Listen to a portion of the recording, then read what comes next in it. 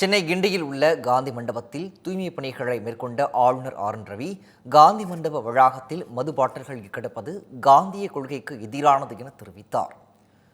தூய்மை இந்தியா திட்டத்தின் 10ஆம் ஆண்டு நிறைவை ஒட்டி சென்னை காந்தி மண்டபத்தில் தூய்மை பணிகள் மேற்கொள்ளப்பட்டன.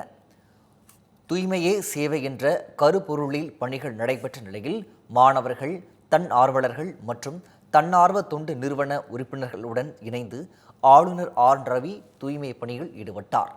அப்போது ஆளுநருடன் இணைந்து தூய்மை, சமூக சேவை மற்றும் சுற்றுச்சூழல் பாதுகாப்பு குறித்து மாணவர்கள் உறுதிமொழி ஏற்றுக்கொண்டனர்.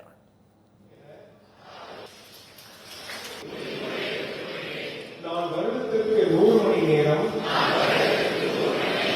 அதாவது வாரத்திற்கு 2 மணி நேரம் என ஆர்வமுடன் தூய்மை பணியில் ஈடுபடுவேன்.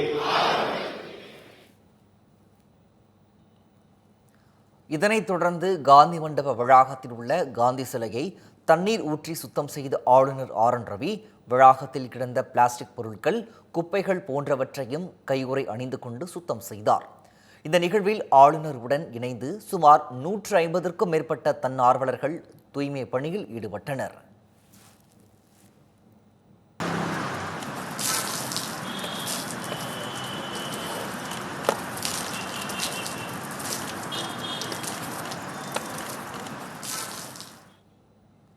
தூய்மை பணிகளை மேற்கொண்ட பின் செய்தியாளர்களை சந்தித்த ஆளுநர் ஆர் என் ரவி ஒவ்வொரு பல்கலைக்கழகத்திலும் மாதத்திற்கு ஒரு முறையாவது மாணவர்களை தூய்மை பணியில் ஈடுபடுத்த வேண்டும் என அறிவுறுத்தல் வழங்கினார்.